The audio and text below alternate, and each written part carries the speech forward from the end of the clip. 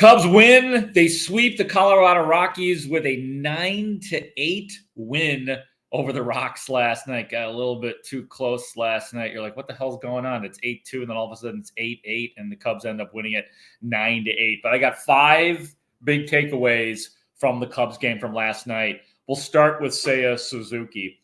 And it feels like, no, it's true that in every year of Seya's existence, including his first year, there was this expectation of Seya Suzuki, as there should be.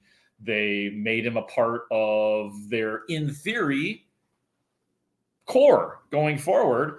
And every year, everybody's like, oh, yeah, look out for Seya. Then last year, same thing. This is going to be the bust-out year for Seya. And then, same thing happened. Guy had a great spring, and everybody's like, this is the year for Seya. And this is the first year that I might just be buying in, because Seya Suzuki is doing this stuff in the cold, man. A lot of it, anyway. He had a home run in the 5th inning last night to make it 5-0, but it was the second inning that I loved the hitting of Seya Suzuki. Bases were loaded with 2 outs. He rips one to right to score 2, and that is clutch. That's the stuff that I write down. The home run was nice, and it turned out that it was very needed, but there was something about that moment with the bases loaded and 2 outs to get those 2 runs in. Seya Suzuki has 7 RBIs through his first 6 innings. Seems like he's hitting everything hard. And, man, this is the year. I mean, it's a must year for Seya Suzuki. And so far, he's winning, okay? We're not far into the season, but obviously what a great start for Seya Suzuki. And, like, the fact that he's doing it in this ridiculous weather is pretty amazing. So that's number 1. Number 2 on our 5 big Cubs things, Ben Brown, man. How could we not be talking about Ben Brown? After Luke Little pitched the first inning to perfection as the so-called opener, remember, Craig Counsell, I believe, was the inventor or the first one to use that with Milwaukee in a playoff game. So that's his, man. That's like the tush push in football. He owns that.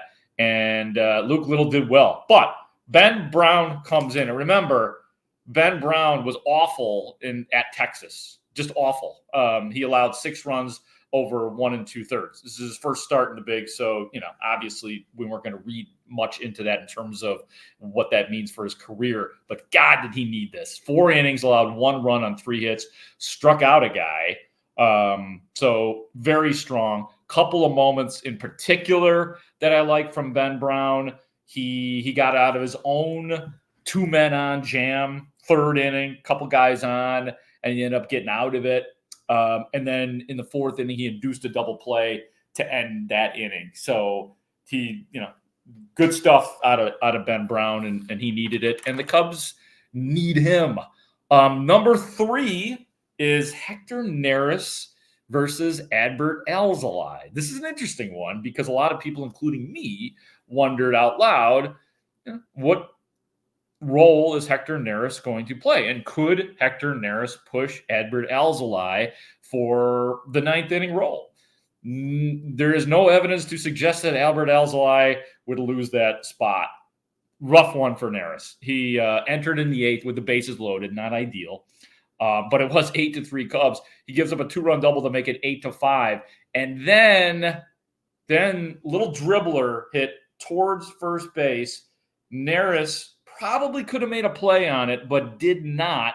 Forced Nico Horner to have to do a rush play where he scooped it up in his glove and tried to shovel it over to first base all in one motion.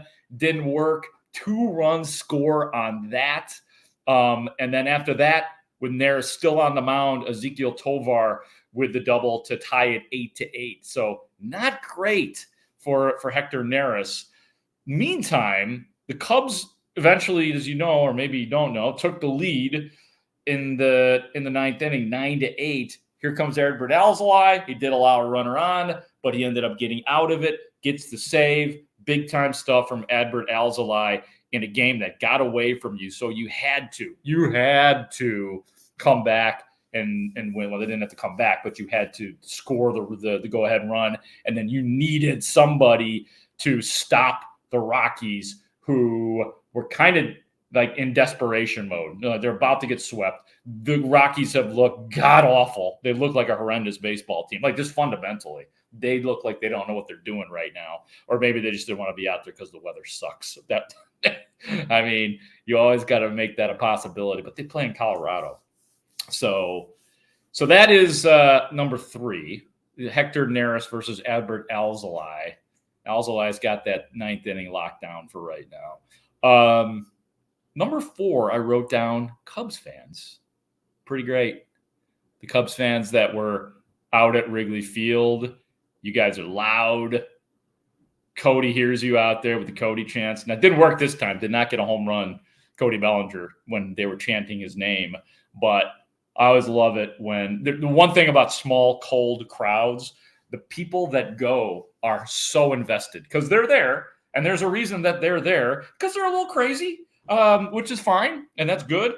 And they are going to be loud and they are going to be there. They're there. So thumbs up to the faithful at Wrigley Field who took this game in with great enthusiasm and continue to show people that Cubs fans actually understand baseball as opposed to just wanting to go to enjoy the babes and the beers, which, that's all good too.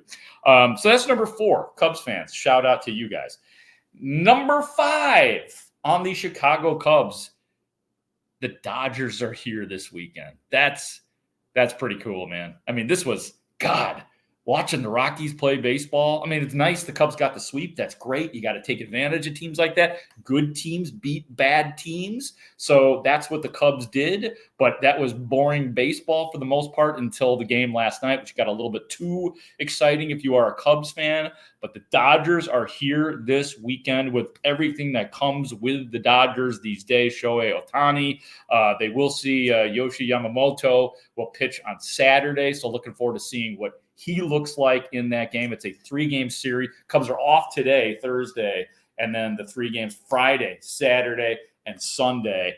Ought to be hyper at Wrigley Field. So that's going to be really fun to take a look at. And the Dodgers will be, I would bet on the Cubs to win the first game of that series. The Dodgers will be, I think they have a day off today as well, but they will have been coming off a series against San Francisco. So we know how emotional those two teams get. So there might be the proverbial letdown. I may even put a few shekels down on the Cubs to win the opener. I don't know if they're going to win the series, but I do believe the Cubs will win the first game of that series. And I imagine just the way the Cubs are playing right now, and the Dodgers are really good.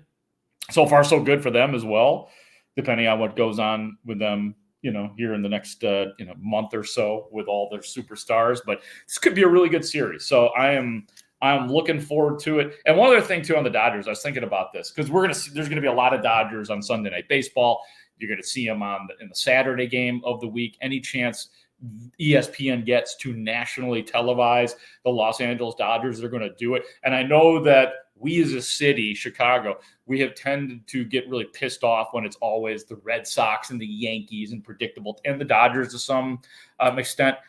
I want to see as much of the Dodgers as I possibly can. With all the stars on that team, man, I'm sorry, but as a baseball fan, anytime, man. I mean, I don't want it to be at the expense of the Cubs or White Sox necessarily, but any chance that the Dodgers are on TV, I'm going to have a tendency to want to flip and watch and see what that's all about, because that is an excellent team right there, those Dodgers, with all the star power that exists. So Cubs Dodgers this weekend ought to be a blast. So there's 5 things on the Cubs. I hope you enjoy the podcast. Thank you for listening to the podcast. Thank you for watching the podcast on YouTube. And for our executive producer, Ray Diaz, I am Mark Grote for the Daily Score.